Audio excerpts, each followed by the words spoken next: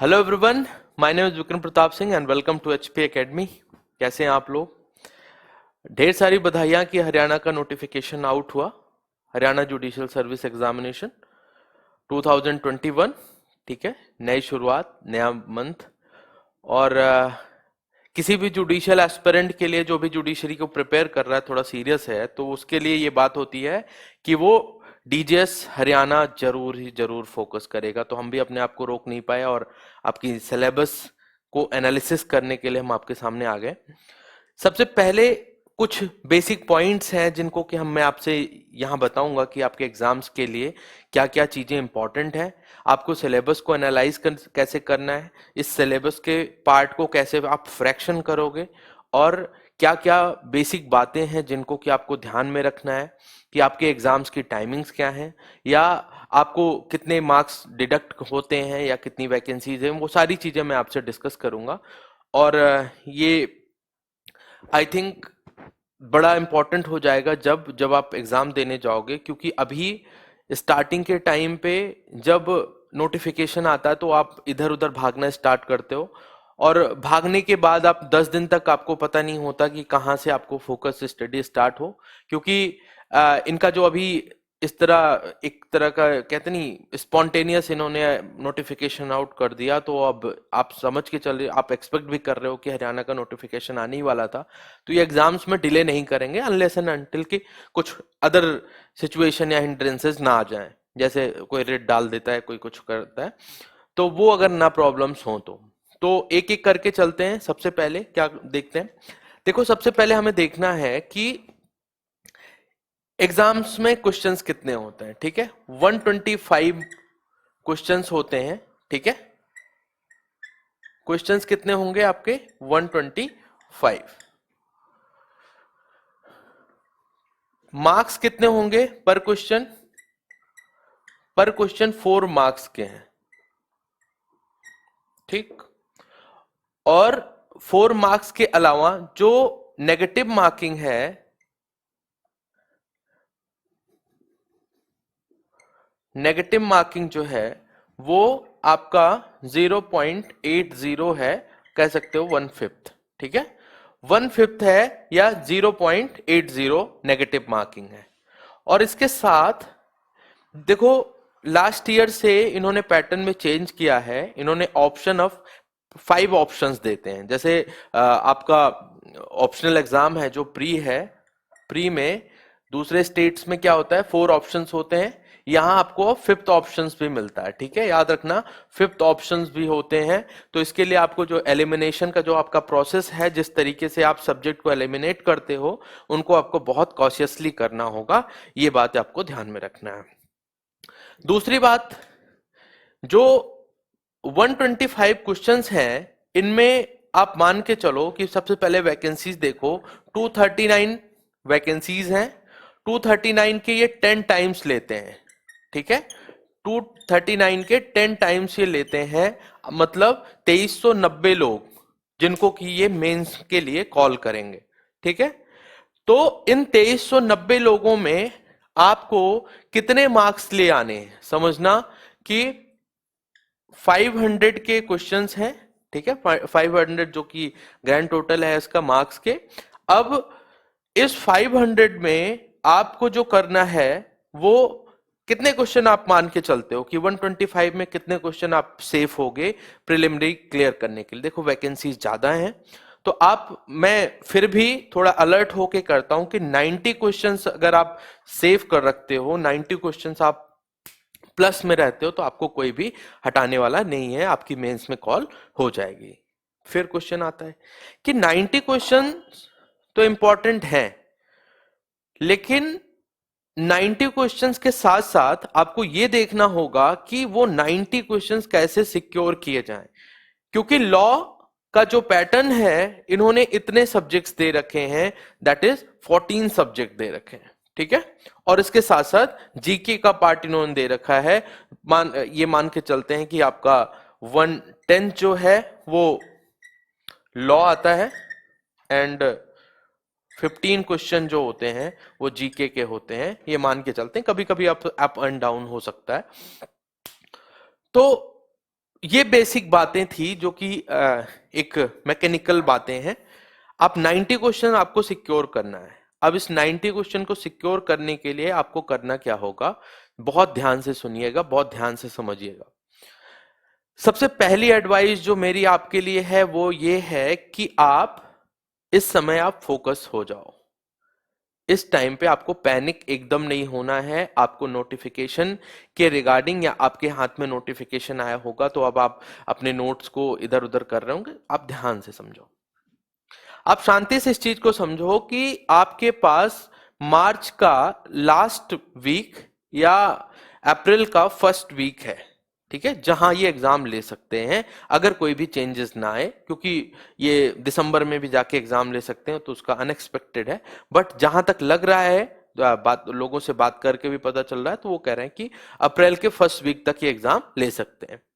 तो अप्रैल के first week का मतलब है कि अब आपके पास ज्यादा टाइम नहीं है। सिलेबस आपका लेंदी है।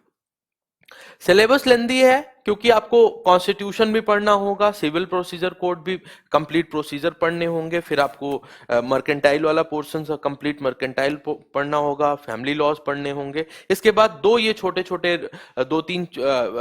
छोटे एक्ट्स हैं, जो पंजाब कोर्ट्स एक्ट है या Haryana urban rent control act है, ये भी एक्स्ट्रा में आपको पढ़ना होगा। तो कहने का एक मतलब है कि आप इन सब्जेक्ट्स को ध्यान में रखें और इन बातों को भी ध्यान में रखें, क्योंकि ऑप्शन यहां 5 ऑप्शंस हैं, आपको 90 सिक्योर करना है, 125 क्वेश्चंस हैं। तो ये बहुत इंपॉर्टेंट हो जाता है कि आप एग्जाम में बहुत ही स्पेसिफिक स्टडी करें, नहीं तो बाद में क्या होगा कि आपने सब करने के चक्कर में इधर के कुछ क्वेश्चन खराब हो गए, और अगर आप 85 पे हैं तो आपका सिलेक्शन नहीं होगा, भूल जाइए कि आपका सिलेक्शन होने वाला है। तो अगर आप 90 लाना चाहते हैं या 90 से प्लस लाना चाहते हैं तो आपको क्या क्या चीजें ध्यान में देनी होंगी, ये मैं आपसे डिस्कस करता हूं। एक एक बातें बताता हूं कि आपको करना क्या होगा। देखो, एग्जाम के पैटर्न के हिसाब से अगर इनकी एनालिसिस की जाए, सब्जेक्ट्स की जो क्वेश्चन से पूछते हैं, तो उनमें आपको सबसे पहले तो आपको बेयर एक्ट करने हैं। बेयर एक्ट्स, जितने भी बेयर एक्ट्स हैं इन सभी के बेयर एक्ट्स को आप गो थ्रू हो जाओ। और बेयर एक्ट्स में आपको क्या क्या देखना है, देखो, बेयर एक्ट में सबसे पहले आपको प्रोविजंस, कितने पार्ट है, शेड्यूल कितने हैं, और डेट ऑफ एनफोर्समेंट कब है, किस दिन पे डेट एनफोर्स हुआ है आपका एक्ट, या कोई भी अमेंडमेंट हुआ है, रिसेंट अमेंडमेंट के प्रोविजन, और साथ ही साथ उसके कोई भी जिस दिन से वो इन्फोर्स हुआ है, इतना आपको देखना है बेयर एक्ट में। इसके अलावा जितने भी इलस्ट्रेशंस हैं, जितने भी इलस्ट्रेशंस हैं, इलस्ट्रेशन बहुत इंपॉर्टेंट है। हरियाणा में सीधा सीधा इलस्ट्रेशन आईपीसी से, सीआरपीसी से उठा के एकदम रख देता है, सीपीसी से भी, एविडेंस से भी, सबसे इलस्ट्रेशन उठा के रख देता है। साथ ही साथ जितनी जगह टाइमिंग्स दी हुई हैं, टाइमिंग्स, ठीक है, जो लिमिटेशन कहते हैं आप, पीरियड या जो भी टाइम का मेंशन किया गया है, वो जो टाइमिंग्स दी हुई हैं, वो सारी टाइमिंग्स आपको एक एक पेज पे आप बना लो, सब्जेक्ट वाइज टाइमिंग का एक पेज बना लो, उस पे आप मेंशन करते जाओ।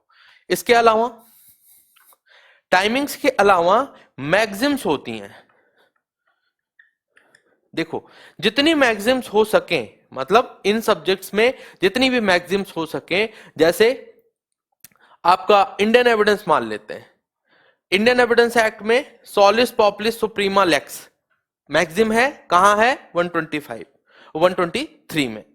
और इसके अलावा मान लो फैमिली लॉ की मैक्सिम्स है, ठीक है, फैक्टम वॉलेट, फैक्टम वॉलेट कहां दिया हुआ है, क्यों है, क्या मतलब है, इसका क्या कॉन्सेप्ट है, इनको आप देख लो। आईपीसी की जितनी मैक्सिम्स है, कॉन्ट्रैक्ट के जितनी मैक्सिम्स हैं, ये आपका विजिलेंटिबस नॉन डोरेमन, ये है ना लिमिटेशन का, law support those who doesn't स्लीप्स over their own right.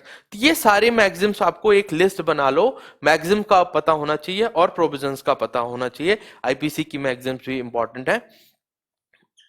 इसके अलावा देखो, इसके अलावा डायरेक्ट प्रोविजंस बहुत कम ही पूछते हैं। देखना, बहुत कम ही डायरेक्ट प्रोविजन पूछते हैं, लेकिन डायरेक्ट क्वेश्चन पूछ सकते हैं प्रोविजंस में से। तो आप उनको बहुत ही डेप्थ में जाके नहीं करना है, आप एक बार गो थ्रू हो जाओ बेयर एक्ट से, और हर सब्जेक्ट वाइज 2 या 3 या 4 रिवीजन जितना हो सके उतना बेयर एक्ट का रिवीजन करते जाओ। क्लियर?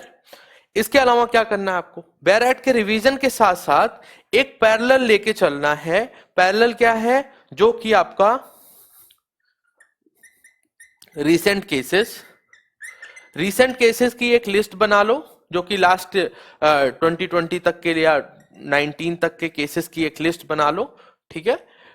और क्योंकि 19 में भी 18 में भी बहुत केसेस आए हुए हैं जो इंपॉर्टेंट थे, तो उनकी सबकी एक लिस्ट बना लो, और साथ ही साथ सब्जेक्ट वाइज भी लिस्ट होनी चाहिए आपके पास। ठीक है? जितने सब्जेक्ट हैं इन सब में जो इंपॉर्टेंट केसेस हैं, 2 4 10 इंपॉर्टेंट केसेस आपको जो लगते हैं उनकी आपके पास लिस्ट होनी चाहिए, वो इंपॉर्टेंट है। कोई भी डॉक्ट्रिन्स हैं, किसी भी प्रोविजन में, किसी भी लॉ में कोई भी डॉक्ट्रिन्स हैं, उनकी लिस्ट होनी चाहिए। उन डॉक्ट्रिन के अकॉर्डिंग वो क्वेश्चन भी पूछ सकते हैं, सीधा सीधा उठा के क्वेश्चन पूछ सकते हैं किस प्रोविजन से ये एसोसिएटेड है। ठीक है? इसके अलावा आपको क्या करना है? इसके अलावा मैक्सिमम आपको रिवीजन पे ध्यान देना है। ठीक है? पढ़ना अच्छी बात है, लेकिन उसका रिवीजन करना बहुत इंपॉर्टेंट हो जाता है, क्योंकि जितनी बार आप रिवीजन करते हो उतनी बार कुछ नई चीजें मिलती हैं, और साथ ही साथ आपकी क्लियरिटी भी होती है। और इस एग्जाम को क्लियर करने के लिए सबसे पहले इन बातों को ध्यान में रखो। एक बार आप प्रोविजन से गो थ्रू हो लो, चाहो तो आप सारे सब्जेक्ट एक बार कंप्लीट कर लो, या एक सब्जेक्ट कंप्लीट करने के बाद आप उस पे जितने भी आपके सामने मल्टीपल चॉइस क्वेश्चंस हैं उन क्वेश्चंस को सॉल्व करो। ठीक है? उन क्वेश्चंस को सॉल्व करो। उससे क्या फायदा होगा? उससे यह फायदा होगा कि आपके सामने अगर वो क्वेश्चंस आते हैं, कभी कभी क्वेश्चंस की फ्रेमिंग ऐसी होती है कि आप नॉर्मल बेयर एक्ट पढ़ते रहते हो, आपको पता नहीं चल पाता कि ये आंसर यहां से निकलेगा। तो आपके एक रिपीटेटिव आइडिया लग जाएगा, और आपका एक तरह का अभ्यास भी हो जाएगा, एक्सरसाइज भी हो जाएगी इस पे। तो आप जितने क्वेश्चन हो सकते हैं हर सब्जेक्ट को, किसी भी सब्जेक्ट को छोड़ना नहीं है, सभी सब्जेक्ट करके जाना है। हाँ, प्रोसीजर पे विशेष ध्यान दो। प्रोसीजर के साथ साथ आप जो पॉलिटी पार्ट है, पॉलिटी वाले पार्ट पे भी बहुत ध्यान देना है आपको, क्योंकि पॉलिटी को वो जीएस में भी 2 4 क्वेश्चन बना के देते हैं, साथ ही साथ कॉन्स्टिट्यूशन में भी देते हैं, तो ये भी ध्यान देना है। जहां तक जीके और जीएस का सवाल है, तो ये जनरल स्टडीज है, जीके ही है, और इसमें आपको कुछ ज्यादा नहीं देखना है, एज इन एक रूटीन में ही देखना। आप बहुत स्पेसिफिक मत हो जाइएगा कि हमें केवल जीके ही पढ़ना है। क्यों मैं बता रहा हूं? क्योंकि आप अगर लास्ट के 1 साल के, या 1 साल के मान लेते हैं, 6 महीने बहुत अच्छे से, 1 साल के मेन पॉइंट को अगर आप करंट अफेयर्स देख लेते हो, तो 2 से 4 क्वेश्चन आपका करंट अफेयर से आता है, और उन्हीं में से हरियाणा का जो स्पेसिफिक करंट अफेयर है उसको भी आप देखते रहना कि कोई भी लॉ पास हुआ है तो लॉ की डेट ऑफ एनफोर्समेंट देख लेना। कोई भी अगर कोई भी अमेंडमेंट हुए हैं, या किसी बड़े पद पे किसी का अपॉइंटमेंट हुआ है, तो उन सबको देख लेना। जजेस का नाम देख लेना, कौन चीफ जस्टिस है इस समय हरियाणा हाई कोर्ट का, कौन फर्स्ट चीफ जस्टिस कौन थे, ये सारी चीजें, फर्स्ट गवर्नर कौन थे, ये देख लेना।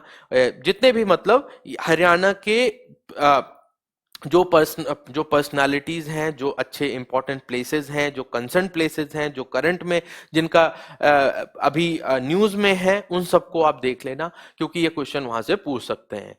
तो कहने का मतलब है कि अगर मैं बुक को रेफर करूं, एज इन कहने का मतलब है कि बुक को रेफर करता हूं, तो आप उपकार या उसकी लूसेंट की बुक्स पे जाते हो, आप जो मिसलेनियस पार्ट है, उसका जो पीछे का पार्ट है, अगर आप उनको भी कर लोगे तब भी आपका वहां से क्लियर हो जाएगा। लेकिन हाँ, आपको 6 महीने की या साल भर की जो पीछे जाके आपको हरियाणा स्पेसिफिक न्यूज जो है वो देखनी है। हाई कोर्ट से रिलेटेड जो भी न्यूज हैं उनको देखना है, जो राज्य व्यवस्था से एज इन गवर्नेंस से रिलेटेड कि गवर्नर कौन है, फर्स्ट गवर्नर कौन थे, ये सब भी देखनी है करंट देख के, और इन सबको देखो, और इससे ज्यादा आपको करने की जरूरत नहीं है। ठीक है? फिर उसके बाद ये इतनी बातें तो हमें बेसिकली इसमें समझना था। ठीक है? जो इसमें मुझे बताना था। अब इसके अलावा आपको अपनी टाइमिंग्स पे ध्यान देना है, एज इन कि आपकी टाइमिंग्स कितनी कैसी हैं। टाइमिंग्स से मतलब है कि आप लॉ को कितना टाइम दे रहे हो, जीएस को कितना टाइम दे रहे हो, रिवीजन पे कितना टाइम दे रहे हो, इन सबको आप सेगमेंट वाइज बांट लो। रिवीजन पे आपको ज्यादा फोकस करना है, जैसे कि मैं एग्जांपल के तौर पे अगर मैं दे दूं, तो अगर मान लो आपने हिंदू लॉ उठाया हुआ है, हिंदू लॉ के मान लो 30 प्रोविजंस हैं, तो उन 30 प्रोविजंस को करने के बाद अब जब आप सक्सेशन एक्ट पढ़ने जाते हो तो एक बार उसका रिवाइज कर लो, क्योंकि और उसी रिवीजन के साथ साथ और कुछ क्वेश्चंस जो हैं आपके पास मल्टीपल चॉइस क्वेश्चंस हैं, उन मल्टीपल चॉइस क्वेश्चन को आप करते जाओ विद एनालिसिस। एनालिसिस का मतलब है कि कोई भी क्वेश्चन अगर आप फंस जाते हो तो आप उसको डायरेक्ट खोल के वही चेक कर लो, उसको बात के लिए मत छोड़ो, ठीक है, क्योंकि कौन क्वेश्चन कहां टकरा जाए कोई पता नहीं है। और दूसरी बात, आपको थोड़ा सा अभ्यास करना होगा कि 5 ऑप्शंस हैं, 5 ऑप्शन जो हैं वो भी बहुत एक तरह से क्रूशियल हो जाते हैं। क्यों क्रूशियल होते हैं मैं बताता हूं। क्योंकि जब आपको आदत होती है कि आप 4 ऑप्शंस में खेलने की आदत होती है, एज इन 1 2 3 4 में आप ऑप्शंस में खेलने की आदत होती है, और सबके 25 होते हैं परसेंटेज, ठीक है, तो आप क्या करते हो, इसमें एलिमिनेट करते हो कि ये तो हो ही नहीं सकता एकदम, ये थोड़ा सा हो सकता है, फिर आपको 50% में खेलना होता है ना। लेकिन यहां जब 5th ऑप्शन आ जाता है तो आपका ये 20-20 हो जाता है, 20-20-20, ठीक है, और फिर आपको इसमें एलिमिनेशन में प्रॉब्लम्स आती हैं, तो आप इसको बहुत ही एक इस चीज को ध्यान में रखना, क्योंकि टाइमिंग्स को भी देख के चलना है। ऑल्दो की क्वेश्चन जो है 125 क्वेश्चंस ही हैं, टाइमिंग 2 आवर्स का है, तो आपके पास सफिशिएंट टाइम होता है, लेकिन आपको पैनिक नहीं होना है। ओएमआर सीट को बहुत ध्यान से फिल करना है, क्योंकि कई बार बच्चे करते हैं कि ओएमआर सीट पे कहीं एक ऑप्शन छोड़ देते हैं, उसके बाद क्या करते हैं, वो लगे लगे हाथ उन्होंने 2 4 3 5 गलत कर दिया, और उसके बाद पता चलता है कि हाँ उनके तो 4 क्वेश्चन गलत हो गए, जो कि उनके सही हो सकते थे और गलत हो गए, क्योंकि यहाँ 2 क्वेश्चन भी अगर आपको गलत होंगे तो वो कहीं ना कहीं आपको बाहर कर देंगे एग्जाम से। तो बहुत कॉन्शियस रहना है एग्जाम के लिए। दूसरी चीज, अपनी टाइमिंग्स को लेके बहुत कॉन्शियस रहो। तीसरी चीज कि अपना जो जितना हो सके ऑप्शनल क्वेश्चंस उनको मारते जाओ। मैं प्रीवियस ईयर के क्वेश्चन पेपर्स को भी रेफर करूंगा कि प्रीवियस ईयर के क्वेश्चन पेपर जरूर से करके जाओ, क्योंकि उससे एक अप्रोच भी पता चलता है, और साथ ही साथ कभी कभी रिपीटिशंस भी होती हैं, तो वो भी आप कर पाओगे अच्छे से। और इसके अलावा सब्जेक्ट का जहां तक सवाल है, सब्जेक्ट में आपको यही सारी चीजें आपको ढूंढनी है कि कौन से प्रोविजंस हैं, कहाँ फॉल करते हैं, कहाँ कोई डॉक्ट्रिन्स रन कर रही है नहीं कर रही है, इन सबको भी आप ध्यान में रखना। टाइमिंग्स, सीट्स बहुत हैं, आपको बहुत पैनिक नहीं होना है। जो भी आपके स्टडी मटेरियल हैं, जो भी सोर्स ऑफ मटेरियल हैं, उनको भी आप करते जाओ।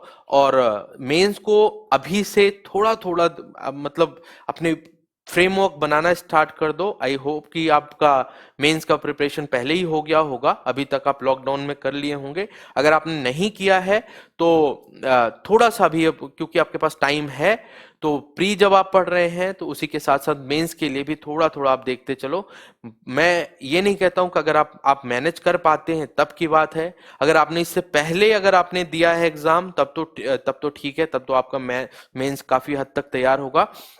लेकिन अगर आप फ्रेशर हैं तब आपको केवल और केवल अब नोटिफिकेशन के बाद केवल और केवल प्री पे ध्यान देना, पीटी पे ध्यान देना है, दैट्स इट।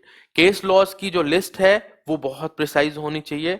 इतने क्वेश्चन केस लॉस से नहीं पूछते, लेकिन ऑप्शनल जो एक प्रोविजन बेस्ड होता है वो, और जो सिचुएशन बेस्ड होते हैं वो, दोनों क्वेश्चन होते हैं। तो फैमिली लॉ पे आप सिचुएशन बेस्ड क्वेश्चन जो है उनको ढेर सारा आप उस पे ट्राई कर लो, और अच्छे से इसको करना पड़ेगा। टाइमिंग्स, अगर आप बहुत अच्छे से पढ़ने जा रहे हो तो टाइम बहुत कम है एग्जाम के लिए, क्योंकि आपका ये टाइम आ चुका है। और दूसरी बात जो मुझे बतानी है कि आप कर सकते हो, और आप में वो पूरा कैलिबर है, कहीं से भी कोई कमी नहीं है। अगर आप पढ़ना चाहते हो तो आज के बाद से अगर आपने अपनी टाइमिंग्स को सेट कर ली है तो आपको कोई भी रोक नहीं सकता मेंस में बैठने से, ठीक है, तो हमारी बेस्ट विशेज हैं। और एचपी एकेडमी ने ढेर सारे कोर्सेज भी लॉन्च किए हैं, क्रैश कोर्स भी लॉन्च किया है। आप क्रैश कोर्स जो कि हरियाणा ओरिएंटेड है, आप उनको ज्वाइन कर सकते हो सारे सपोर्ट के लिए, क्योंकि आपको एक गाइडेंस और सपोर्ट की भी जरूरत होती है, तो हमारी टीम जो है वो आपको हेल्प करेगी। ठीक है, hope for the best, good luck, enjoy करते रहो, ऑल द बेस्ट।